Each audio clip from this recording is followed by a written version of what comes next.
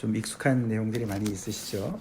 이사야서가 그 방대하지만서도 앞에 부분은 우리가 이제 여러 번 이렇게 또 읽어보실 수가 있었을 텐데, 오늘 잠깐 우리가 앞에 부분만 읽었지만 그 이사야서 1장은 이사야서 전체에 대한 당연히 서문이죠. 서문입니다.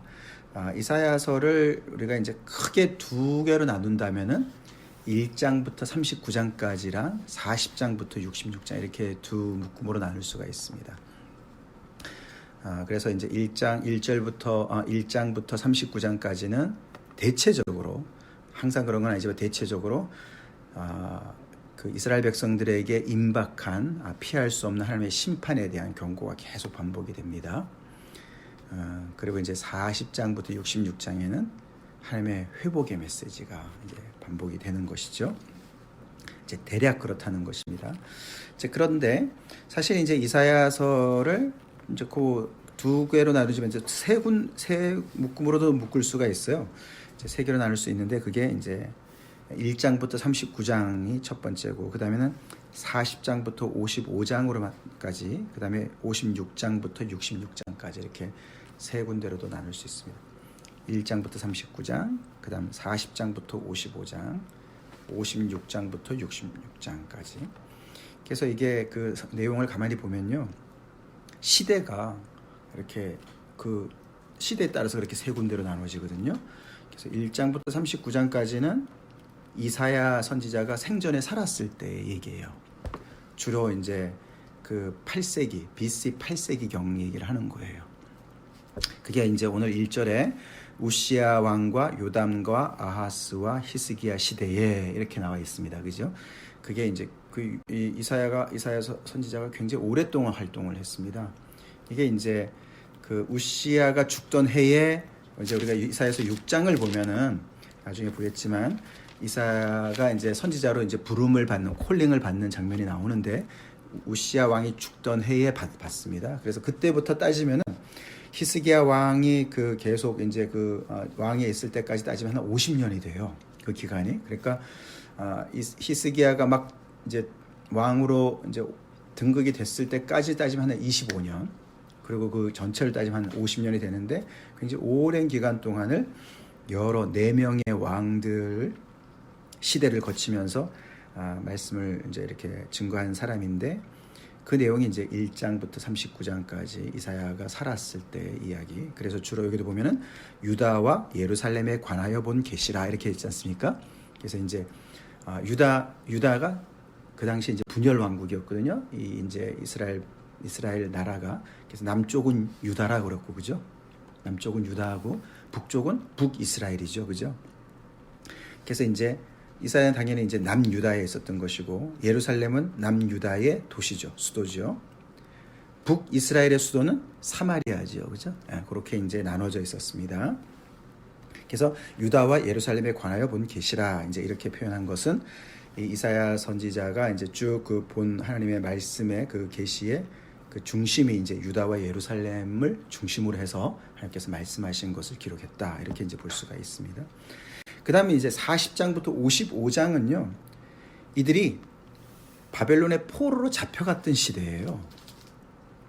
그게 그래서 이제 그거는 이제 꽤 한 100년 지난 이야기입니다. 그러니까 당연히 이사야 선지자는 돌아가셨겠죠, 그죠? 그래서 생전이 아닙니다. 포로 시대예요. 40장부터 55장은 포로 시대고요. 그 다음에 56장부터 66장까지 내용은 포로에서 돌아온, 포로 귀환 후의 이야기입니다.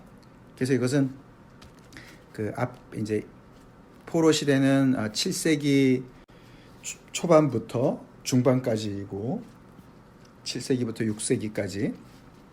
그 다음에 이제 포로 귀환에서는 이제 그게 6세기 후반부를 얘기하는 거거든요.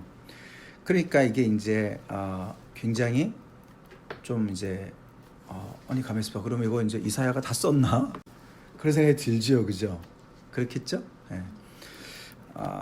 이사야 선지자가 그 혼자서 다 쓰기는 좀 너무 이게 그 시대가 이렇게 나눠지고, 아무리 정말 선지자라 하더라도 그 옛날 그 앞으로 멀리 옛날 그러니까 앞으로 미래를 그렇게까지 보면서 거의 뭐 지금 이게 한 200년 앞을 보는 거거든요. 그렇게까지 자세하게 볼 수 있을까, 쓸 수 있을까, 이제 이런 의문이 들지요. 그래서 이제 많은 학자들이 이사야서는 그래서 이제 예를 들어서 이제 여기 1장부터 39장은 이사야 1서, 그 다음에 40장부터 55장은 이사야 제2서, 그 다음에 56장부터 60장은 이사야서 제3서 이렇게까지 얘기를 합니다. 그래서 이사야가 혼자 쓴 거라기보다도 그의 제자들이 어떤 그 그룹이 어떤 이사야의 어떤 그 말씀을 계속 이어서 쓴 것이 아니냐, 이제 이렇게 설명을 하기도 해요. 왜냐하면 이제 이사야서 8장을 가만히 보면요, 8장 16절에 보면 너는 증거의 말씀을 싸매며 율법을 내 제자들 가운데에서 봉합하라, 이렇게 얘기가 나옵니다. 그걸 보면 이제 이 이사야 선지자가 제자들이 있었어요. 그 그룹이 있었습니다. 그래서 아마 이게 이제 혼자 이런 역작을 쓰기는 좀 어렵지 않았을까. 아무리 이제 하나님의 어떤 그런 예언이 있고 그렇더라 하더라도 이제 이런 얘기들을 합니다. 그래서 이제 이거는 그냥 묶음을 이렇게 묶은 게 아니냐. 그리고 이사야서 1장과 2장이 그 구체적인 스토리 어떻게 보면은 앞에 이렇게 표지같이 머릿말처럼 전체를 요약한 어떤 그런 말씀으로 쓴 게 아니냐, 뭐 이런 이제 구조를 얘기를 합니다. 근데 재밌는 사실은요,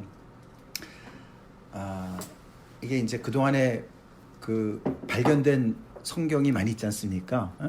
그거 아시죠, 여러분들? 그 성경의 원본은 없어요. 다 사본이잖아요, 그죠? 근데 이제 사본들 중에 오래된 사본들 이렇게 이제 있는데, 이사야 선지서가 이렇게 많이 이제 발굴이 되는데 그 중에 하나도 이렇게 이 셋 중에 하나가 발견되는 게 없는 거예요. 예를 들어서 뭐 1장부터 39장까지만 나오는 이런 이사야서라든가, 아니면 40장부터 55장까지만 나오는 거라든가, 아니면 56장부터 66장까지만 나오는 거, 이렇게 세 등분해가지고 따로따로 발견이 안 되는 거예요. 발견되는 모든 것이 다 전체로 발견이 되는 거예요. 아시겠죠? 그래서 이렇게 이제 다른 사람들이 좀 제자들이 쓴 게 아니냐라고 얘기하는 사람들도 있지만, 많은 경우의 사람들은 이사야 선지자가 당연히 하나님이 하시면 하시는 거지, 그 전체를 왜 못 보겠냐, 볼 수도 있다, 그렇게도 얘기하고요. 근데 이제 가장 핵심적인 결론은 뭐냐 하면은 이 이사야서 전체를 이해하기 위해서는 1장부터 66장을 전체를 하나로, 한 묶음으로 이해를 해야 된다, 그렇게 설명을 하는 거죠. 그게 맞습니다. 그래서 그걸 이제 간단하게 요약을 한다면은 이 이사야서 전체 내용이 뭐 얼마나 엄청난 얘기가 많이 나옵니까, 그죠? 근데 전체 내용을 한마디로 이렇게 딱 요약한다면은 하나님께서는 이스라엘 백성들을 이방의 빛으로 세우시기를 원하시는 거예요. 근데 이들이 죄를 범한 거예요. 이방의 빛으로 살아야 되는데 스스로가 죄를 범했으니 어떻게 이게 가능한 일입니까, 그죠?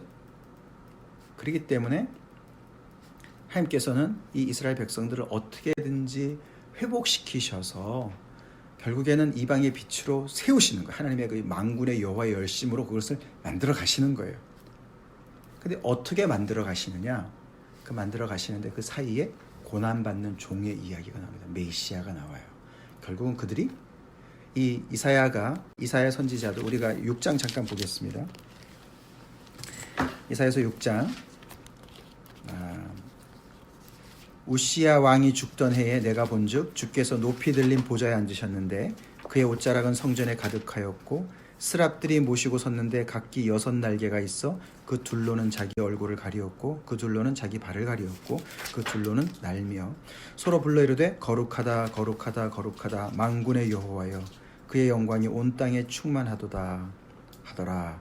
이같이 화답하는 자의 소리로 말미암아 문지방의 터가 요동하며 성전의 연기가 충만한지라. 그때 내가 말하되 화로다 나여 망하게 되었도다. 나는 입술이 부정한 사람이요 나는 입술이 부정한 백성 중에 거주하면서 만군의 여호와이신 왕을 배웠음이로다 하였더라. 6절입니다. 그때 그 수랍 중에 하나가 부젓가락으로 제단에서 집은 바 핀 숯을 손에 가지고 내게로 날아와서 그것을 내 입술에 대며 이르되 보라, 이것이 내 입에 닿았으니 내 악이 제하여졌고 내 죄가 사여졌느니라 하더라. 그러면서 8절에 내가 누구를 보내며 누가 우리를 위하여 갈꼬, 그런 소리를 들으니까 이사야가 내가 여기 있나이다 나를 보내소서, 그렇게 해서 하나님의 콜링에 응답하는 것이 나오죠, 그죠? 이제 여기서 하나님의 거룩하심 앞에, 성전 앞에서 이제 하나님의 영광을 보는 거 아닙니까? 근데 자기가 부정한 것을 고백해요.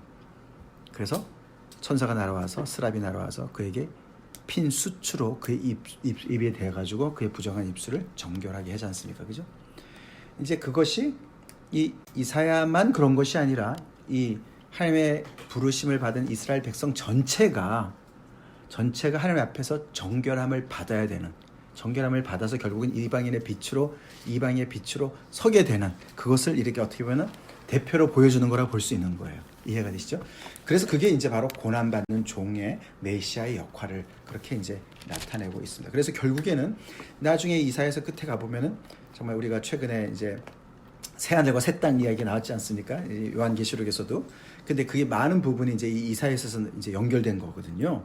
예? 그러니까 결국에는 하나님께서 그 일을 이루시는 거예요. 이루시는데 스스로 이스라엘 백성들이 스스로 이루는 것은 절대로 못 이루는 거예요. 못 이루고 결국은 이 고난받는 종 메시아, 결국은 예수 그리스도를 통해서 그런 놀라운 새로움을 그런 새로운 창조가 일어나고 새하늘과 새 땅에 그런 새로운 역사가 펼쳐지고 결국에는 그래서 이들이 이렇게 죄로 치우쳤던 이들이 이 백성들이, 하나님의 백성들이 이방의 빛으로 온전히 회복되는 이제 그런 전체적인 틀을 가지고 쓰여진 책이다 라고 우리가 이제 일단은 줄거리를 잡을 수가 있습니다.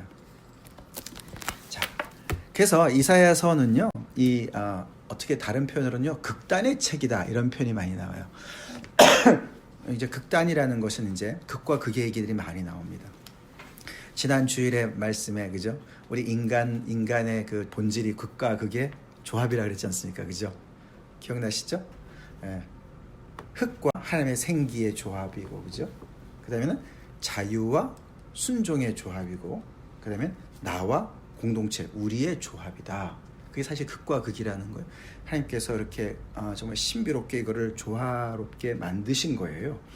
그런 것처럼 이사야에서도 보면은 가장 이제 두드러지는 그 극과 극의 조합이 뭐냐면은 하나님의 심판의 얘기가 계속 반복해요. 오늘도 그렇게 나오지 않습니까? 그죠? 근데 거기에 계속해서 또 동시에 나오는 게 하나님의 회복의 소망의 메시지가 같이 나와요.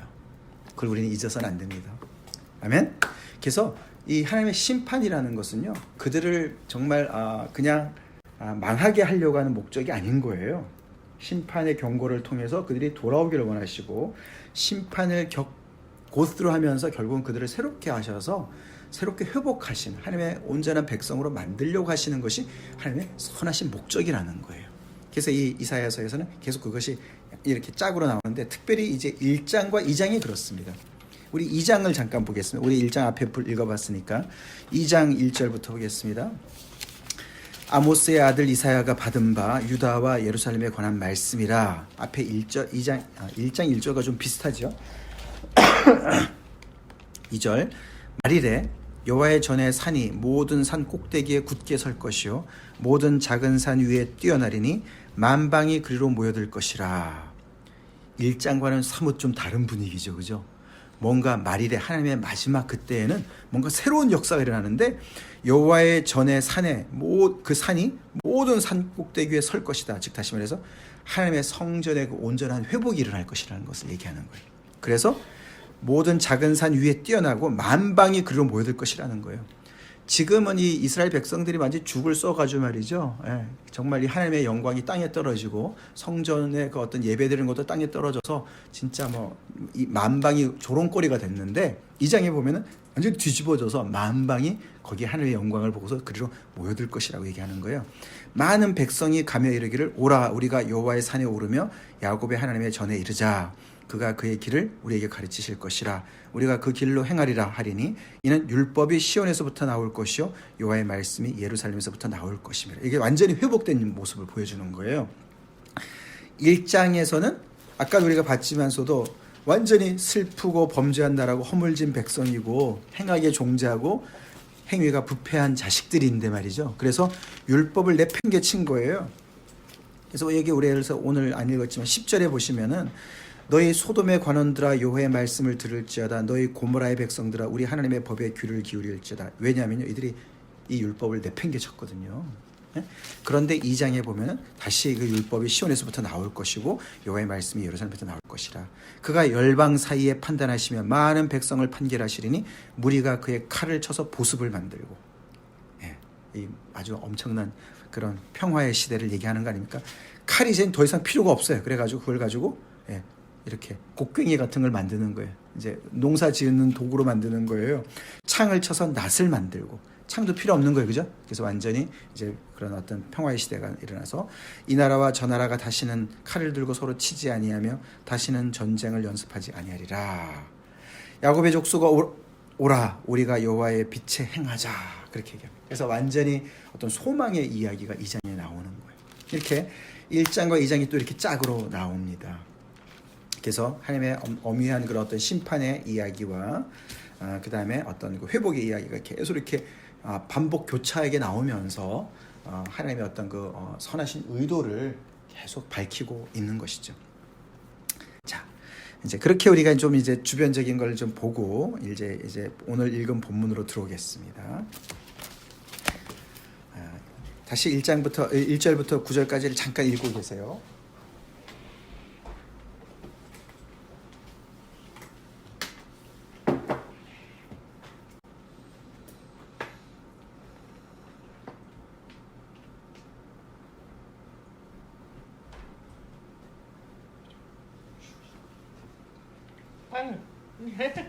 감사합니다.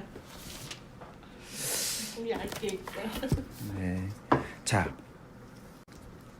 여기 1절부터 가겠습니다. 자, 이 우시아와 요담과 아하스와 히스기야 시대가 어떤 시대냐면요, 아주 격변의 시대였어요.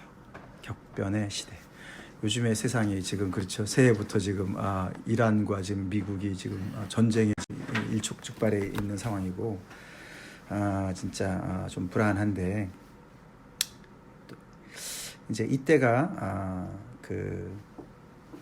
특별히 이제 히스기야 시대 때 북이스라엘이 멸망합니다. 북이스라엘이 이제 이 당시에 이제 여기가 아시지만 이 이스라엘 땅이 이 남쪽으로는 애굽, 그죠? 이집트, 그 당시 당대 엄청난 문명이 있던 이집트와 이쪽에 북쪽으로는 북동쪽으로는 뭐가 있습니까? 바벨론 제국 있잖아요, 그죠? 근데 이제 바벨론이 강성하기 직전에 아시리아라는 강대국이 점점 이제 지금 성장하고 있는 중에 있었어요. 근데 이제 우시아와 요담 시대까지는 이 아시리아가 아직도 그렇게 이제 세력을 확장시키지 않은 때였기 때문에 굉장히 우시아와 요담 시절을 가만히 보면은 이 북쪽 이스라엘도 그렇고 남쪽 유다도 그렇고 굉장히 부강한 시대를 누리고 있었어요. 아주 태평성대를 누리고 있었어요. 이 내용이 사실 아까도 말씀드렸던 그 역사서 있지 않습니까? 역사서에 열왕기하 15장부터 20장, 그 다음에 역대하 26장부터 32장. 그걸 써놓으시고 집에 가서 좀 한번 읽어보세요. 열왕기하 15장부터 20장, 그 다음에 역대하 26장부터 32장. 요때가 이제 이 우시아 왕부터 히스기야 왕 시대까지 내용입니다. 그때는 이제 거기 가서 읽어보시면 어느 정도 이제 이해가 되시는데, 이 우시아와 요담까지만 해도 태평성대를 누리고 있었어요. 근데 이게 사실은 상대적인 거였는데, 그러니까 이 북쪽에서 괴롭히는 세력이 없었기 때문에, 그래서 이제 좀 이제 안정된 세력을 이제 그런 시대를 누리고 있었는데, 이들이 태평성대를 누리니까 어떻게 되냐면, 하나님이 우리를 예쁘게 보시는구나, 우리가 참 잘하고 있구나. 그러면서 굉장히 이제 이 신앙 안일 무사주의에 빠지게 됩니다. 그러면서 그들은 종교적으로 타락을 해요.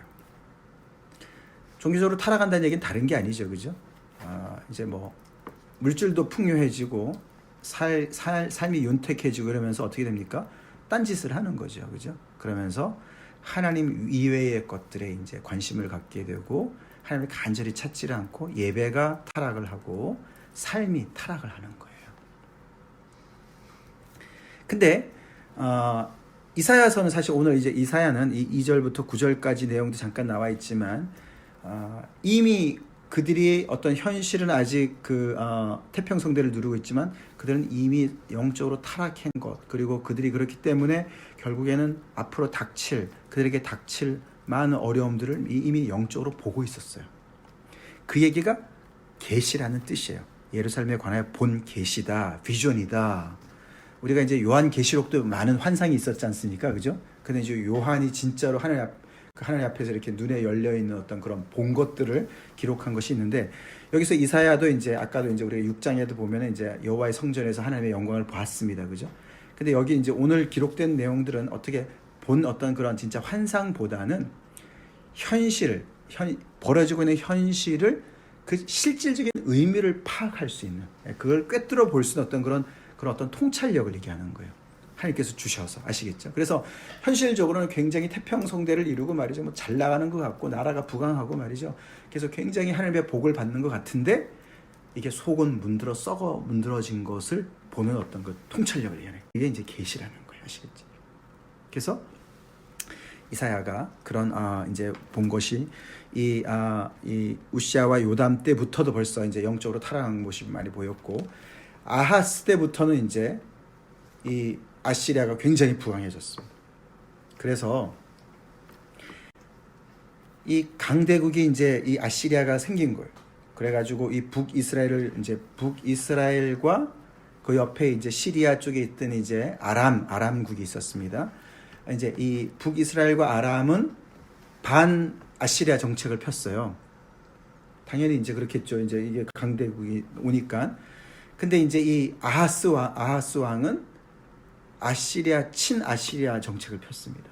그러니까 이제 이 북쪽의 강대국이 점점 더 강성해지니까 살아남기 위해서 아하스 왕은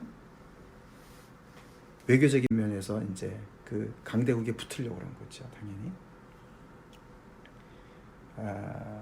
왜냐하면 이 아하스 왕은요, 위에 자기 선대들, 할아버지 우시아 왕이나 아버지 요담과는 좀 달랐어요. 거기 이제 아까 읽어보시라는데 읽어보시면 아시지만, 우시아나 요담은 그래도 하나님의 그 눈에 보시기에 정직히 행한 때가 있었습니다. 그들이 잘못하는 경우도 있었어요. 근데 그래도 그렇게 나쁘지는 않았는데, 아하스는요, 아주 그냥 완전히 그 자기의 아버지나 할아버지 때랑은 완전히 정반대로 너무나 못된 짓을 많이 했어요. 하나님을 아주 그냥 이 예배를 멸시했고요. 하나님을 거역한 그런 아주 그 하나님의 관점에서, 신앙의 관점에서부터 굉장히 악한 왕이었습니다. 그렇기 때문에 뭐 당연히 그렇죠. 그러니까 하나님을 믿음으로 의지하지 않으니까 강대국이라도 의지해야 되죠, 그죠? 그러면서 이제 점차적으로 이 남유다까지도 이제 굉장히 위협을 받고, 북이스라엘은 이제 그래서 아시리아가 점점 더 강해지면서 이제 북이스라엘 많이 점령을 하게 되고, 점점 이제 망조가 완전히 들어가는 그런 때였습니다. 그러다가 이제 히스기야 왕 때 가가지고 북이스라엘은 완전히 망합니다. 아시리아한테 완전히 망하고. 그런데 히스기야는 또 이제 자기 아버지 아하스랑은 굉장히 달리, 히스기야는 또 하나님 앞에 굉장히 올바로 서는, 신앙적으로도 굉장히 이제 올바로 서는 그런 사람이었죠. 그러면서 이제 반아시리아 정책을 펴고 믿음으로 버티고 그러다 나중에 가서는 이제 뭐 애굽이라든가 이제 나중에 바벨론과 손을 잡고 바벨론에 서서히 다시 이제 올라오고 있었거든요. 결국에는 이제 이 아시리아가 바벨론에게 멸망당합니다. 그래서 이제 이 히스기야 왕이 처음에는 굉장히 이제 믿음으로 잘 서 있다가 나중에 이제 애굽과 손을 잡고 바벨론과 손을 잡고 뭐 이러면서 좀 이제 나중에 좀 문제가 이렇게까지 이제 격변의 시대를 겪고 있었던 거예요. 그런 데서 이제 이 이사야는 신앙의 중심을 확실하게 잡고 있었고, 하나님의 사람으로서 그 시대의 예언자로서, 선지자로서 친아시리아도 아니고 친바벨론도 아니고 친애굽도 아니고 뭐겠습니까? 친하나님이다. 오로지 그거밖에 없다. 프로가시다. 프로아시리안도 아니고 프로이집트도 아니고, 아시겠죠? 그 얘기를 그냥 줄곧 얘기를 하는 거예요. 자, 우리 뭐 요즘에 한국에 말이죠. 한국이 살아남으려면은 미국에 붙어야 된다. 친미 정책. 당연히 뭐 그런 얘기 많이 했으니까 북한과 여러 가지 핵 문제 근데 미국이 크리스천 나라라고 자꾸만 이제 그러면서 뭐 이 특별히 교회에서도 말이죠 계속해서 그런 식으로 얘기를 많이 하는데 아닙니다. 아니고 한국은 하나님을 제대로 믿어야죠. 아멘. 하나님을 의지해야 되죠. 마찬가지예요. 이 당시 그랬습니다. 자, 그런 이제 배경을 가지고 이제 이 이야기를 들어가 보겠습니다. 자, 2절 시작이 하늘이여 들으라 땅이여 귀를 기울이라. 아주 너무나 시적으로 너무너무 정말 이렇게 호소력 있게 이야기를 하지요. 여호와께서 말씀하시기를 내가 자식을 양육하였거늘 그들이 나를 거역하였도다.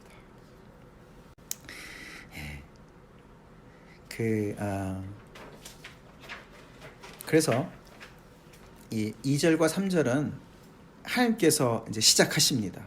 이 이스라엘 이제 여기서 보면 3절에 소는 그 임자를 알고 나귀는 그 주인의 구유를 알건만은 이스라엘은 알지 못하고 나의 백성은 깨닫지 못하는도다 하셨도다. 하나님께서 이 이스라엘 그 당시에는 사실 남유다 북이스라엘이라고 얘기했지만 여기서 얘기하는 3절에서 이스라엘은 이스라엘 전체를 얘기하는 겁니다. 그 이스라엘 백성들 아브라함의 조상 그 12지파 이스라엘을 얘기하는 거예요. 그러니까 아브라함의 조상인 그 아브라함의 후예들을 얘기하는 겁니다. 하나님과의 언약 백성을 얘기하는 것이 전체를. 이 2절과 3절은 다분히 하나님의 어떤 그런 언약적인 배경에서 이야기를 하는 거예요. 그래서 이스라엘이 얼마나 잘못됐는지를, 그들이 얼마나 하나님의 언약을 파기하고 정말 그래서 이 하나님의 저주를, 언약의 저주를 스스로 자초하고 있는지를 이야기하고 있는데, 그런 면에서 이제 하늘이여 들으라 땅이여 귀를 기울이면서 하늘과 땅을 어떻게 보면 이제 증인으로 호출하는 것과 같은 이제 그런 배경을 하지만서도, 그러나 그것은 굉장히 딱딱한 어떤 그 법정의 이야기라기보다는 내가 자식을 양육하였다 그랬죠. 그래서 굉장히 퍼스널하게 가족의 이야기로 하나님께서 풀어나가시는 거예요. 하나님의 그 아주 정말 너무나 찢어지는 그 심정을 표현하시는 것이 내가 자식을 양육했는데 결국은 자식이 폐륜화가 된 것으로 이야기를 하십니다. 그래서 2절과 3절에서 이제 하늘, 땅이 나오고 그 다음에 소와 나귀가 나옵니다. 그죠? 그래서 이게 참 그래요. 소는 그 임자를 알고 나귀는 그 주인의 구유를 아는 것이죠. 소와 나귀가 그렇게 지혜로운 동물이 아닙니다. 그 당시에 그 어떤 문서에 봐도 소나 나귀는 굉장히 똑똑해가지고 다른 동물보다 똑똑해서 이런 뜻이 아니에요. 그냥 보통인 거예요. 이건 뭐죠? 동물들이 본능적으로 창조 질서를 알고서 그 창조 질서를 어기지 않는 거잖아요. 그죠? 하늘도 그렇고 땅도 어기지 않는 거예요. 그죠? 하나님의 창조 질서를 그대로 따라서 순응하고 있어요. 그죠? 근데 만물의 영장으로 창조받은 이 인간이 생각할 줄 알고 느낄 줄 아는 이 인간이, 우리 지난주에 창세기 1장 2장의 말씀과 너무나 연결되지 않습니까? 그렇게 정말 하나님께서 신묘막측하게 하나님의 걸작품으로 지음받은 이 인간이, 더 나아가서 이스라엘은 하나님과 언약 백성이지 않습니까? 그래서 하나님께서 그 출애굽 역사를 통해서 여기서 보면은 이제 소는 그 임자를 알고, 안다는 단어가 나귀는 그 주인의 구유를 안다, 알것만은, 이스라엘은 알지 못한다. 이 안다는 단어가 굉장히 중요한 단어인데 이것이 언약의 단어입니다. 그냥 안다는 것이요, 그냥 머리로 안다는 얘기가 아니에요. 출애굽기도 나왔지만 그들이 경험적으로 아는 거예요. 하나님을 겪어본 거예요. 하나님께서 정말 자기들이 그 애굽에서 얼마나 정말 고생하고 부르짖었을 때 너무나 놀라운 능력으로, 정말 긍휼의 마음으로 하나님께서 그들을 책임지셔서 그들을 그 압제에서 건져내신 그런 놀라운 그 경험적으로 하나님의 은혜를 안 거예요. 그렇게 안 백성인들인데 이들이 어떻게 이렇게 이 창조물인, 피조물인 소와 나귀가 아는 수준만큼도 모르느냐, 그렇게 지금 얘기하고 있는 거예요. 아주 너무나 이게 기괴한 일이 벌어진다, 이런 말이에요. 백성은 깨닫지 못한다, 그렇게 얘기를 하시는 거죠. 그러면서 이제 4절부터 이제 2, 3절은 하나님이 이제 시작을 해 놓으신 거고, 4절부터는 이제 이 선지자 이사야가 더 이제 그걸 확대해서 설명을 하죠. 슬프다 범죄한 나라여 허물지 백성이요, 행악의 종자요 행위가 부패한 자식이로다. 여기서 슬프다 이 말은 여기 NIV에는 이렇게 탄식, 그러니까 그냥 탄식어로 쓰여 있지만 사실 조금 더 강한 표현이죠. 뭐 알라스 이렇게 오호 통제라 뭐 이런 표현인 거예요. 오호 통제라. 어떻게 이런 일이 벌어질 수 있느냐? 이건 정말 천지개벽할 일이다. 그러니까 이게 소나 나귀가 이렇게 볼 때 말이죠. 아니 어떻게 저런 일이 벌어지지? 이런 거예요. 만약에 그 자연이 말을 할 수 있다면 말이죠. 아니 어떻게 저런 일을 할 수 있는 거야? 그러니까 이게 죄라든가 여기 부패한 이런 이들이 하고 있는 이 모든 것들이요. 이 자연의 하나님의 이 창조 질서를 어기는 너무너무 언내추럴한 일어날 수 없는 일들이 벌어지고 있는 이런 것을 얘기하고 있는 거예요. 그거를 이제 알라스, 슬프다, 오호 통제라 그렇게 이제 탄식을 하는 겁니다. 그러면서 이게 이제 유대인들의 어떤 그 표현 기법이요 항상 이렇게 반복을 합니다. 범죄한 나라요 허물진 백성이요 이렇게 굉장히 운율적이죠, 그죠? 리듬이 있죠, 그죠? 무슨 뭐 랩하는 것처럼 말이죠. 그러니까 범죄한 나라요 허물진 백성 이거만 봐도 범죄와 허물이 연결되어지고 나라와 백성이 연결되어지죠, 그죠? 이렇게 그러면서 그 같은 이제 의미가 이렇게 반복이 약간씩 다르게 하면서 반복을 합니다. 그래서 강화를 하는 것이죠. 범죄한 나라고 허물진 백성이고 밑에는 행악의 종자요 행위가 부패한 자식이다. 종자와 자식이 연결되어지고 행악과 부패가 연결되어지죠, 그죠? 그렇게 표현합니다. 그러면서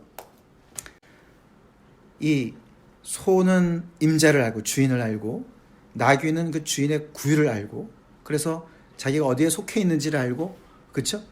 그 자기의 주인을 알고 그런 것을 다 아는데 이 이스라엘 백성들은 범죄한 나라 됐고 허물진 백성이 됐어요. 행악의 종자고 부패한 자식이에요. 종자라는 게 이제 제너레이션인데 이제 세대인데 말이죠. 이게 밑으로 갈수록 잘 돼야 될 것 같은데 그래야지 그 나라가 부강할 거 아닙니까, 그죠? 그 가정이 잘 성장할 거 아닙니까? 근데 자식이 부패했단 말이에요. 이게 망조가 들었다는 말이에요. 근데 그게 나라 백성과 또 종자와 자식 이것도 좀 이렇게 대조가 되죠. 어떤 나라적인 차원에서도 지금 문제가 심각하고 사회적인 차원에서도 말이죠. 그 다음에 자식이라 그러는 게 굉장히 가정적인 것이지 않습니까? 가족이잖아요, 그죠? 네. 그러니까 굉장히 어떻게 보면 이렇게 친근한 어떤 친밀한 어떤 그런 관계를 얘기하는 것이죠. 사회적인 어떤 그런 어떤 규범적인 면에서도 문제가 생긴 것이고 하나님과의 어떤 그런 언약적인 관계에서의 어떤 그런 친밀한 관계에서도 문제가 생긴 어떤 그런 것을 이렇게 여러 차원을 같이 표현을 하면서 시적으로 표현하면서 얘기를 하는데 이렇게 아주 그냥 너무나 기괴한 일들이 벌어지는데 그 이유가 뭐냐 하면은 4절에 나오는데 4절 후반절에 왜 이런 일이 벌어졌냐면은 그들이 여호와를 버려서 그렇게 된 거라는 거예요.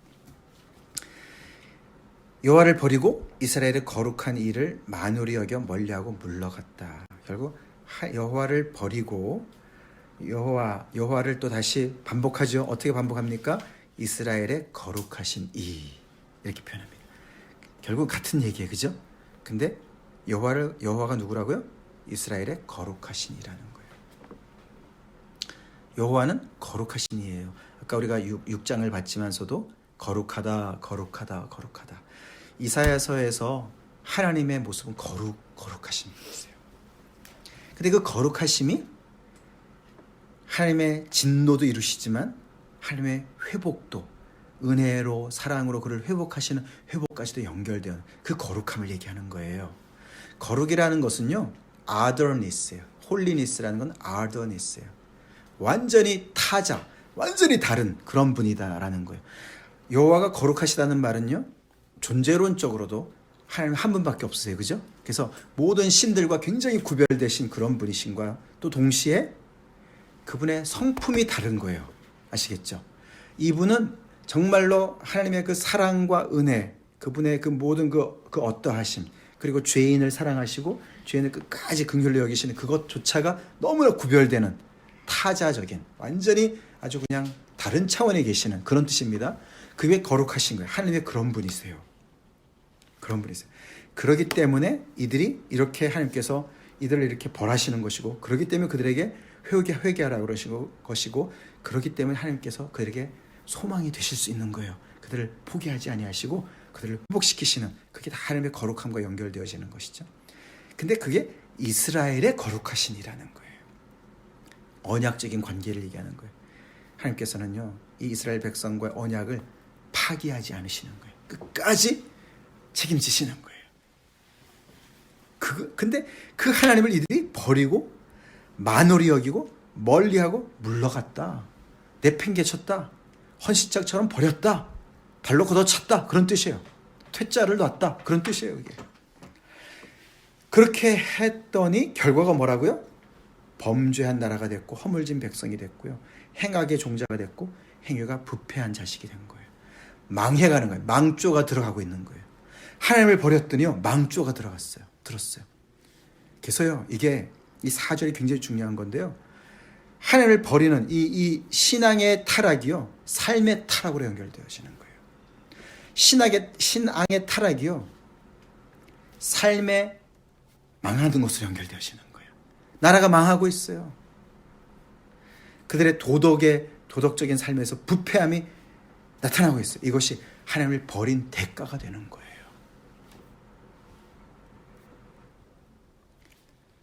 이게 굉장히 중요한 얘기죠. 그래서 하나님을 바라는 신앙과 삶의 도덕과 굉장히 직결되어져 있습니다. 그래서 이 범죄 국가 있잖아요, 그죠? 죄가 많은 나라의 어떤 그런 치리를 말이죠. 하나님을 믿는 믿음과 상관없이 그 안에서 좋은 법으로 어떻게 잘하면은 된다, 그건 환상이에요. 그렇지 않습니다. 하나님, 이게 거룩, 이게 이제 결국은 범죄를 없앤다는 것은 어떤 정의로운 사회를 구현하는 거 아닙니까, 그죠? 그것은 하나님의 거룩함과 연결되는 거예요. 이 사회가 공의로워지려면요, 다시 말해서 공정한 사회가 되려면요, 하나님의 그 거룩하심의 뿌리로부터 열매로 나타나야지만 가능한 것이에요. 아멘이십니까? 예, 그거예요. 근데 이제 그게 안 되는 것이죠. 안 되는 것이요. 예, 그 두 개가 이렇게 밀접하게 연결되어져 있습니다. 예, 나라의 법이 잘 되면은 어느 정도는 정말 살만한 곳이 될 수 있겠지만, 이런 정말 부정부패와 어떤 그런 범죄는 계속 끊임없이 일어날 수밖에 없는 것이라는 것이죠. 이 거룩하신 여호와와 온전히 하나가 되어서 그분의 어떤 그런 능력을 힘입어서 그분의 말씀에 순종할 때, 그분을 버리지 않고 그분만 온전히 섬길 때, 그분을 제대로 예배할 때 그것이 온전히 가능하다는 것을 여기서 암시하고 있습니다.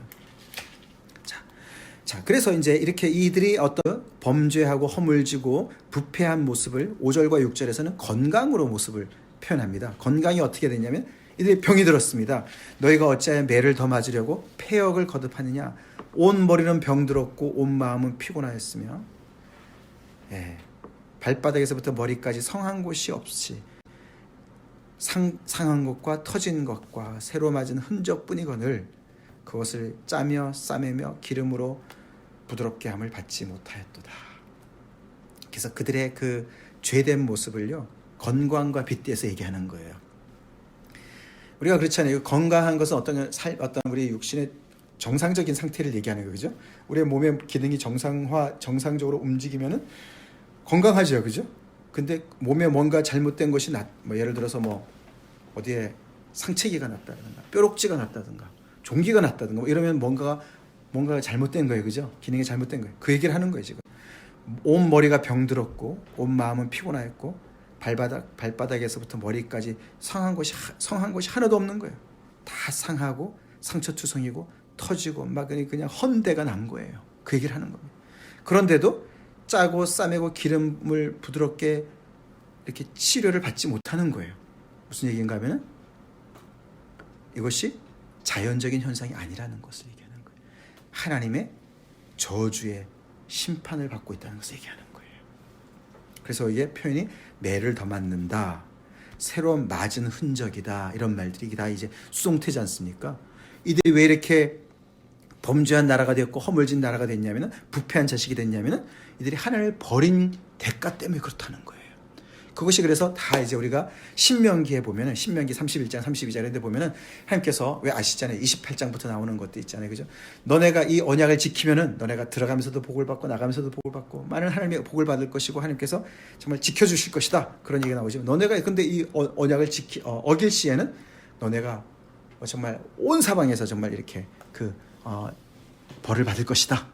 무엇을 하더라도 다 정말 너네가 정말 망할 것이다. 그런 말을 하셨거든요. 그것이 일어나는 것을 얘기하는 거예요. 그냥 어떻게 잘못하다가 병이 잠깐 들어서 이게 아니라는 것이죠.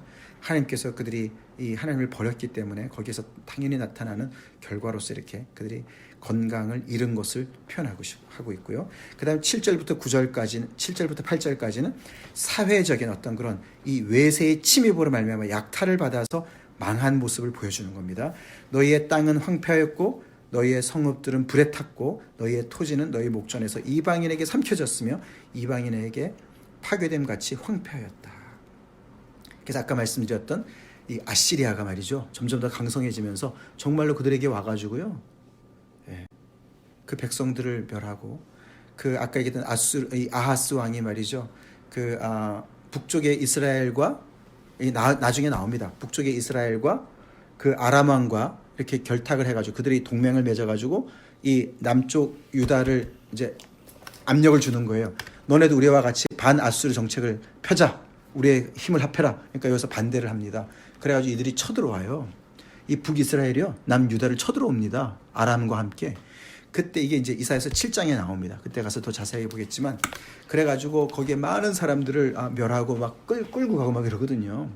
그래가지고 이게 이제 그런 얘기들이야. 이방인에게 삼켜졌다. 성읍들이 불에 탔다. 이것이 그냥 상징적인 표현도 되지만서 실질적으로 일어난 일들이에요. 그래서 이 앞에 이제 이렇게 병들었다는 마음, 이런 표현도 영적인 어떤 상태도 얘기하지만 실질적으로 그럴 수도 있는 것이고 외세의 침략이 점점 그렇지 않습니까? 그죠? 우리가 영적으로 우리가 이렇게 점점 더 피폐해지면은 처음에는 몰라요. 그죠? 근데 어떻게 됩니까? 점점 더 나타나잖아요. 그죠? 우리의 말투에서 나타나고, 그죠? 우리 행동에서 나타나고, 사람을 굉장히 우리가 정말 다른 사람을 힘들게 하고 이런 거지 않습니까? 우리가 은혜가 떨어진 그렇잖아요. 그죠? 그런 거랑 똑같은 거. 한 나라가 그렇게 되는 거예요. 그러면서 점점 더 이것이 사회적인 정말 아주 진짜로 문자 그대로 망하는 이야기로 나타나는 것입니다. 그래서 여기서 보면 이제 특별히 그래서 8절에 딸 시온은 포도원의 망대같이 참외밭의 원두막같이 표현이 너무나 시적이지만 너무나 정말 아주 그냥 너무 안타깝고 너무나 정말 슬픈 표현인 것이죠. 이 딸 시온이다. 이게 이제 유대를 얘기하는 거거든요. 시온선, 그죠? 시온성, 시온산에 있는 그 예루살렘을 얘기하는데요. 너무나 딸 그러면 얼마나? 딸 그러면 어떤 생각이 들어요? 우리 솔지, 하은이, 딸. 그냥 너무너무 귀엽고, 그죠? 장래가 정말 이렇게 창창하고, 그죠? 소망적이고 그런 거 아닙니까? 예쁘고 아름답고. 근데 그 딸 시온이요. 이제는 포도원의 망대같이 덩그렇게 서 있는 거예요. 그냥. 그 얘기예요. 참외밭에 원두막같이 덩그렇게 서 있어요. 너무나 볼품없는 에워싸인 성읍같이 겨우 남았다. 그렇게 아름답고 풍요하고 풍성했던 그 나라가 완전히 어떻게 해요? 피폐해져가지고 황폐해져서 외세의 침략을 받고 약탈을 당하고 사람들은 죽고 끌려가고 그러면서 완전히 그냥 아주 볼품이 하나도 없는 망해가는. 그런데 그거조차도 9절에 보면은 만군의 여호와께서 우리를 위하여 생존자를 조금 남겨두셨기 때문에 그런 거라는 거예요. 하나님께서 그냥 놔두셨다면요, 여기 보면 우리가 소돔 같고 고모라 같았을 것이다. 하나님께서 나 몰라라 하셨다면은 언약의 그 신실하심을 포기하셨더라면은 우리는 소돔과 고모라처럼 완전히 멸절을 당했을 거야. 그 얘기를 하는 거예요. 근데 여기서 표현이 만군의 여호와라고 표현합니다. 굉장히 아이러니컬합니다. 만군의 여호와라는 건 하나님의 능력을 얘기하는 거거든요. 그렇죠? 그죠? 얼마이티 갓을 얘기하는 거예요. 근데 그 하나님께서, 그 능력의 하나님께서, 전능하신 하나님께서 당신의 언약 백성을 지켜주지 않으시는 거예요. 아시겠죠? 얼라워하시는 거예요. 허락하시는 거예요. 이 이방 땅들이 쳐들어오기를 허락하시는 거예요. 아수르 그 강대국이 쳐들어오기를 허락해 주시는 거예요. 이거를 계시의 눈으로 보는 거예요. 이사야가 아시겠죠? 영적인 눈으로 보는 겁니다. 그 당시 사람들은 눈이 어두운 영안이 어두운 사람들이 볼 때는 아시리아가 강대국인데 우리가 어쩌란 말이냐? 강대국에 우리가 그냥 밀리는 것이지 이렇게 생각하지만 아니죠? 믿습니까? 예, 아닙니다. 그들의 하나님은 만군의 여호와세요.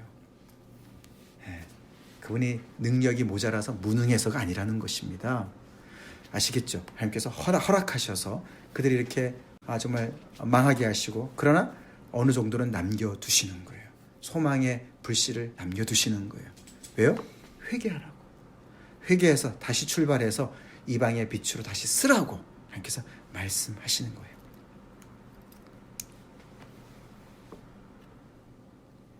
기가 막힌 말이죠. 그렇죠. 자, 이런 말들이 여기서 이제 소돔 같고 고모라 같다. 그게 이제 10절에 다시 이제 받아서 우리 아까 읽어봤지만 너희 소돔의 관원들아, 너희 고모라 백성들아, 하나님의 백성들을 소돔의 관원들이라고 부르고요, 고모라의 백성들이라고 불러요.